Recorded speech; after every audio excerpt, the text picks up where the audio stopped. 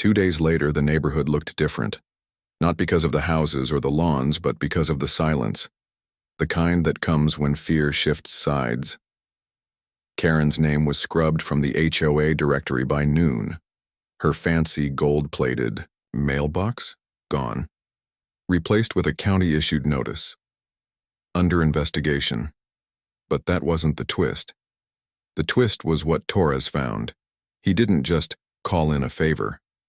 He dug deep. Apparently, the HOA wasn't just complicit, they were involved. A quiet little network of power plays, forged signatures, shady cash transfers, and it all linked back to a private investment group. Guess who was on the board of that group? Karen's cousin, a real estate lawyer. He'd been using HOA connections to find abandoned properties, homes owned by deployed soldiers, seniors in hospitals, even families on extended leave. Then flipping them quietly. No listings. No public records, just quiet transfers and fast cash until now. Hall brought the proof in a thumb drive. He plugged it into my laptop and we sat there in my half-empty living room watching emails and bank records fly across the screen like scenes from a crime show. "This goes way beyond her," he said. But that's when Bishop called. "They're lawyering up hard," he said over speaker. Trying to spin it, say it was all a misunderstanding. They even offered a settlement to Cap, half the house value if he drops the complaint. Half? Of my house? I laughed out loud. "They're scared," Ramirez said, and they should be, because Nguyen had just sent the final nail video footage. From his Ring camera across the street. Karen, at my front door. The night she posted the fake notice. She stuck a sheet of paper on the window, took a photo of it for her files, then peeled it right back off and kept it. The whole thing was a show, no real warning, no real process, just lies. The footage was clear, time-stamped, date-stamped, and now, viral. Simmons posted a clip on a private vet forum. It exploded. Reddit picked it up next, then Twitter, then a few reporters. Suddenly, it wasn't just our neighborhood watching. It was the country. She evicted a deployed soldier while he was overseas.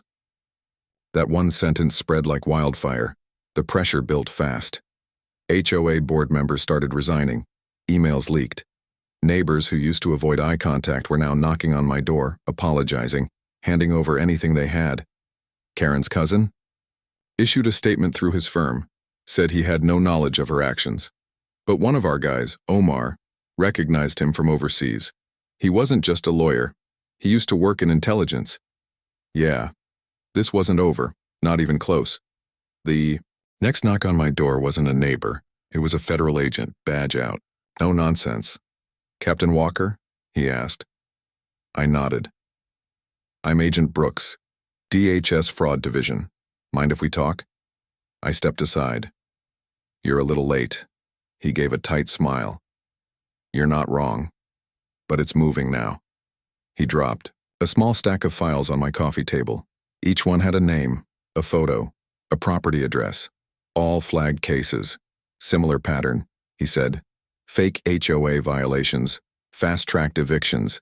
Every owner was overseas, elderly, or legally unreachable. I scanned through them. There were over 30.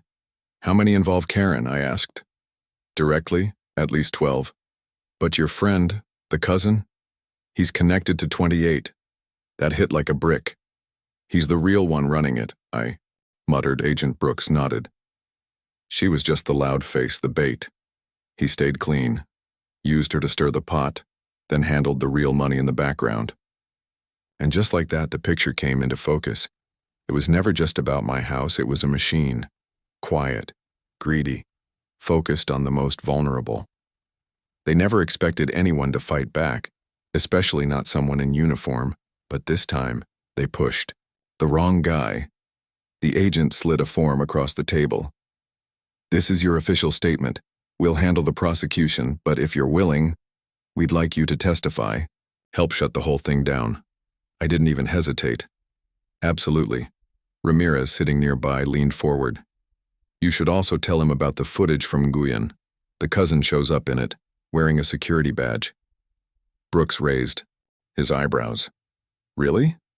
Yup, I said. And the footage is already online.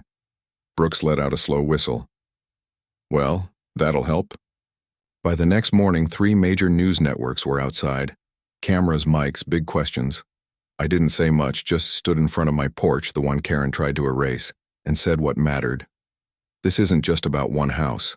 It's about all of us. About the people who think they can take without consequence. That ends now. And then I turned around and shut the door. But inside, Hall was already pulling up something on his phone. Cap, he said. You're going to want to see this. It was a wire transfer, large, new. From the same shell company that paid Karen. This time the payment wasn't going to her. It was going to a local judge. The judge's name was Randall Pierce. I recognized it instantly. He was the one who quietly approved the eviction order. No hearing, no notification. Just a rubber stamp on a forged document Karen had filed. Back then, I thought it was a clerical error. Maybe bad timing. But now I knew better. Hall zoomed in on the document. The signature matched. So did the bank account, linked to a trust fund out of Delaware. Classic move for laundering quiet bribes. Ramirez looked up from his phone. Want to guess how many other properties this judge fast-tracked? Don't tell me, I said. Let me guess. Too many. 46, he replied. I felt the heat in my jaw. This wasn't just a Karen story anymore. This was systemic, and built to stay hidden, but it wasn't hidden now. The feds were in, the press was circling, and the country had latched onto the story like it was a national scandal. Because it was. I pulled out my phone and made the call I'd been holding off. Colonel Davis, I said when he picked up. Walker, he replied. Heard what's going down. You good? Better than good, I said. But I need a favor. One only the Army can authorize. He waited. I want a full inquiry, I said. Any soldier whose house was touched by this HOA. I want names. I want them protected, and I want this on record. There was a pause. Then the colonel said, You just made a lot of enemies in suits. Good, I replied. Means they'll stop hiding. We hung up. That night, as the sun dipped behind the rows of quiet homes, the neighborhood held its breath. Karen was still behind bars. Her cousin had disappeared, probably lawyered up and hiding behind a boardroom somewhere. But the people weren't silent anymore. Neighbors gathered on their lawns. Some had tears in their eyes. One old man, a Marine vet, saluted me as I passed. You reminded us, he said, voice shaking. We forgot we had a voice. And then, out of nowhere, a little girl from 2 doors down ran up and handed me a crayon drawing. It was a flag, and under it, a house, with my name on the mailbox. This is your home, she said. I didn't say a word, just knelt down, smiled, and nodded, because sometimes the smallest voices say it best. But even in that moment of peace, I couldn't shake what Hall had told me earlier. There's one more name on that wire transfer. I hadn't asked, didn't want to ruin the moment. But now, standing on my porch again, I was ready to know. Hall didn't say anything right away. He just held his phone out, the screen glowing in the dark. I looked down. It was another transfer, dated 6 days before my house was seized. Recipient D. Harper, amount $15,000. Note, fast track processing fee, urgent case 331 Maple. Harper. That name hit like a punch to the gut.